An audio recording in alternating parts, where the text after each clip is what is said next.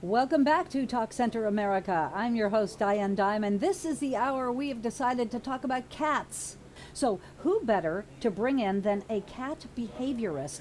I want to introduce you to DQ. Now, DQ, I'm going to just call you DQ throughout the show because your real name is Daniel Quagliozzi, and DQ is a lot more simple.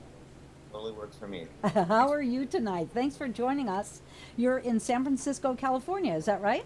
That's correct. Yep. And tell everybody about the name of your company. You are a cat behaviorist, and you have a company called Go Cat Go. That's right. Now, Yep. what brought you down the life's path to that? Why cats are your passion?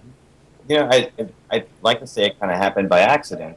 Um, Back in the early 2000s, I was working for dot coms and in the dot com boom till it Mm-hmm. ended, and I found myself volunteering for the San Francisco SPCA. If you fast forward 12 years of going from a volunteer into working in adoptions and intake and just learning about cats the hard way, Mm-hmm. here I am now. It's kind of doing it from the outside of the shelter walls. Um, about a year ago, I kind of got to this, I don't know, this plateau in my career where I realized I could do a lot more good giving advice in people's homes where the action is actually happening So rather you than do you do house calls. I do, yeah. My business is actually to come to your home where your cat is comfortable and where Mm-hmm. the behavior is going to unfold naturally, and to give you advice based on what I see unfolding in the environment, what I see maybe you are misinterpreting from your cat, Mm-hmm. and just try to give some realistic solutions that I think people can do. And it's unique to the person. You have to really get to know the person and what they're capable of because cats are a hard study. They're not obedient animals. They don't do what you want them to do. So that's a hard thing for some people to digest. They don't do what you want or when you want them to do it. Oh, Now, DQ, I couldn't help but notice when you were gesturing, you have a lot of tattoos on your arms. Wow. Is that all cat? Oh my goodness. Can you hold your hands up? What does that say? Cats meow?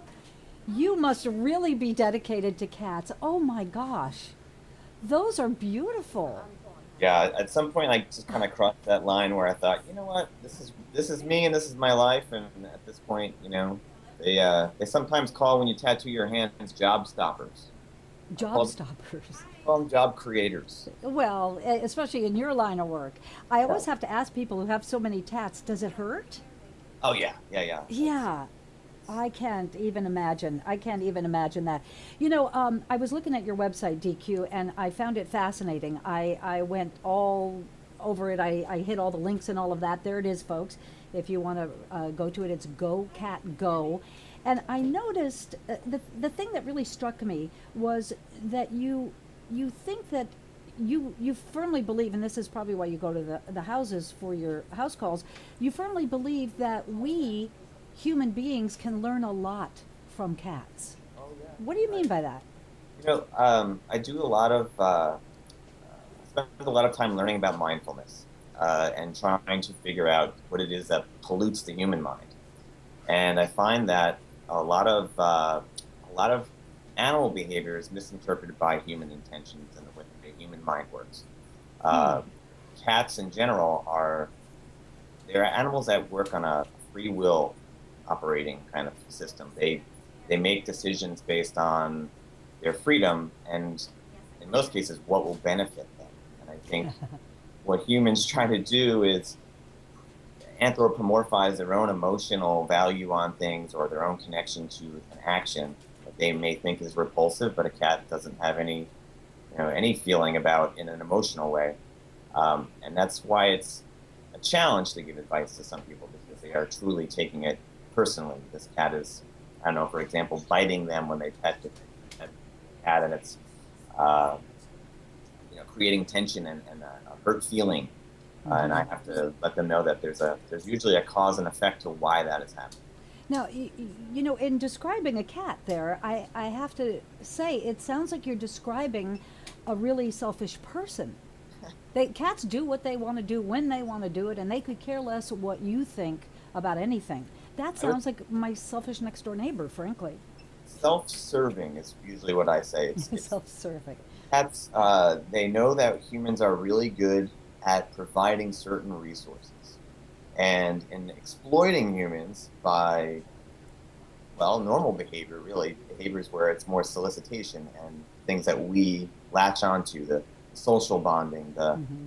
they sit with us just at the right time. A lot of that is also, when you really get down to the bottom of it, a very self-serving act that they perform.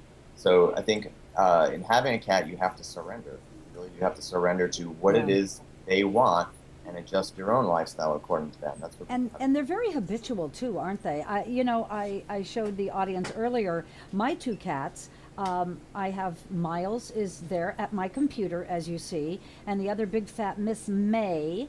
So it's Miles and May. They do the same things every day at the Yeah. same time. Are all cats like that? Absolutely. Cats learn by routine, and once they learn that something is to be expected, Mm-hmm. if it doesn't line up with when or how they want it, is when they adjust their behavior, and then we adjust ours accordingly. So, Well, you see Miles at my computer there because every day at about 6 o'clock, New York Times, that's what he does. He goes to where I'm writing at my computer and he lets me know that it's time to feed him. How does he know? I mean, now it's daylight savings time and his clock should be all off, but it isn't. yeah, no, it's more based on, the way the day normally unfolds. If the day unfolds kind of the same way every day, their clock, well, your clock becomes theirs, which is one of the things. I think the quintessential problem that a lot of people have with their cats is that they're busy. Hmm. They work an 8 to 12 hour day, And and I in work in my house, so they're really attuned to me. Yeah. and if you're home, if you're not home, it can really bite you in the butt. Because when you get home, it's showtime. They really want everything Yeah. from you in that window of time where you're home and then you fall asleep. And sometimes they advance it when you're sleeping. But in your case, when you're home all the time, if you're working from home, it's just one long day of like, how can I make this person give me what I want? And it Hmm. may just be your company. It may just be sitting with you on the desk like my cat is right now. You can't see, but if I turn my camera a little bit, Yeah, I was going to say, how many cats do you have? Oh, is that a Siamese? that's Siamese. That's my cat Cubby. He could care less what's going on right now. Cubby, Cubby, kitty, kitty, kitty, kitty. No, it doesn't respond to that, does he? Cubby don't care. Yeah, Cubby don't care. Cubby don't care. Neither does Miles, and neither does May. May, my other cat, the big fat one there, who you see in the picture, that's where she sits all day. She's old. They're both old cats. She likes a sun bath better than anything in the whole wide world. And hey, DQ, stay with us if you would please. And anyone out there who has a question for our cat behaviorist, get on Skype. Talk Center America is our address. We've got callers standing by. Andrea and Pete are standing by somewhere in New Jersey, I think. Oh, they have a beautiful orange tabby. We'll talk to them when we come right back. Welcome back to Talk Center America. I'm your host, Diane Diamond. This hour we are talking about all things cats, and we are talking to the cat dude. His name is DQ. He's out of San Francisco, California, and he runs a great company called Go Cat Go. DQ, I want you to stand by just for a minute because we have calling in. This is Lisa, and she's calling in from a Petco in Charlotte, North Carolina. Hi, Lisa. Do you have a question for DQ? Hi, I have a question, and then I just wanted to talk a little bit about training your cat. What's a good cat food to feed your adult cat? A good pet food to feed your adult cat. Oh, that's a good question, DQ. What, you have a recommendation? I'm going to give the politically correct answer of the best food that you can afford that has the best ingredients. Look at your labels, compare, make sure there's actual real, like, I don't know, chicken or real fish, no byproducts, no cornmeal, fillers like that. Low ash is always good. Just, there really is something to be said about the shelf that the food is on. So somewhere between the middle and the high shelf are usually the best foods they have to offer. Uh-huh. You know, I never thought to look at the ingredients in my cat food. I'm embarrassed to even say that. Lisa, do you have, I guess you have an elderly cat. Are you looking for some brand you're not finding there? I do, and he's getting a little bit big in the middle. So I just thought, what am I doing wrong? Maybe I should Aren't be we looking. all? I have a question. Yes, I saw on an infomercial about it's a cat how to go to the bathroom on the toilet. Did you ever hear that? absolutely. We have stuff here, which I'm not going to mention the store, that you can basically just getting the cat to use a habit. It's just a litter box on the actual toilet. So once he gets used to jumping on the actual toilet seat, then he'll start using it over and over and over. So it does work. It's the same product. That's pretty interesting. I Look think, at that. It sounds cleaner. yeah, well, I want to get the expert. I think, not that your Petco guy isn't an expert, but anyway, DQ, what do you have to say about that? Totally have to weigh in on that one. I am going to say the exact opposite of what Petco guy just said. I don't think a cat using a toilet is natural. I think that it is literally a trick that you are teaching your cat to do. Like, might as well teach them to balance on a beach ball.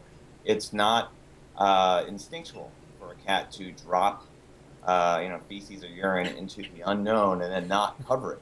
And I think in putting that on the toilet and with a little bit of litter to start and kind of get the motions going, at some point you're pulling that away.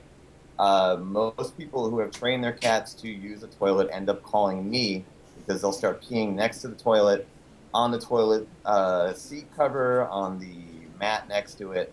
So best thing you can give your cat is a litter box, double the size of the body, with ample. I guess so they can learn how to flush the toilet. That It's just not a good thing. Plus, cat feces in the toilet is toxic. It's toxic to sea animals once it goes into the water system. So I would avoid that completely. Oh, that's interesting. All right. Well, thanks a lot for calling in with that question. I have a real question, DQ, about whether or not you can train a cat. For some reason, I can't let the people at the Petco shop go. Hang on for me, please. There we go. Can someone in the back help me get rid of the Petco people, because your signal's going a little crazy here anyway. So DQ, talk to me about training your cats. I mean, is that a healthy thing? Is that not a healthy thing?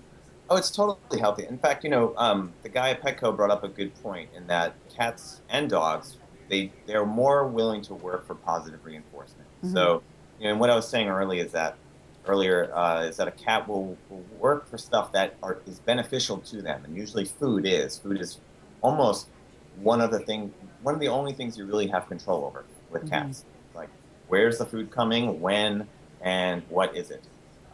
So in training them, they respond really well to clicker training, which is when you give them a treat and you make a click sound and it registers, and you can actually get them to do things or go to locations, lift a paw, high five. I mean, there's any myriad of things you can teach a cat if you are repetitious and you are, it's something you really have to do, patiently and every day. It's not something you can just for a half hour one day. But it's probably a little bit too late for my cats, right? They're 12 years old at this point, and my poor Miles, I didn't really tell you this, but poor Miles has just been diagnosed with having brain tumors.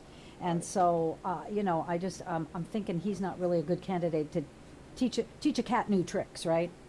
I think my feeling is, regardless of the age, if your cat is motivated to eat, then you have a cat who will work. And I think that most people, what they take for granted in the feeding process of a cat is that they're not low maintenance animals per se, that we can, some cats are just fine if you leave some food out all day and they'll pick at it. Others have a higher drive for play, a higher drive for attention and activity. So in feeding them in creative ways that, maybe they forage for the food or they hunt for it. Yeah. You can hide it. You can, as simple as putting it in a paper bag and letting them kind of get it out with their paws. These are activity-based things that are not per se tricks, but they are... they're good behaviors, right? Absolutely, Yeah. and they do see your cat behaving well in other ways. Well, we have other callers on the line, but we have to take another quick break. I'm going to beg Andrea and Pete and their beautiful, beautiful orange tabby to just hang on for a minute, because DQ, they have a they have a dilemma with their cat, and I want to talk to you. They want to talk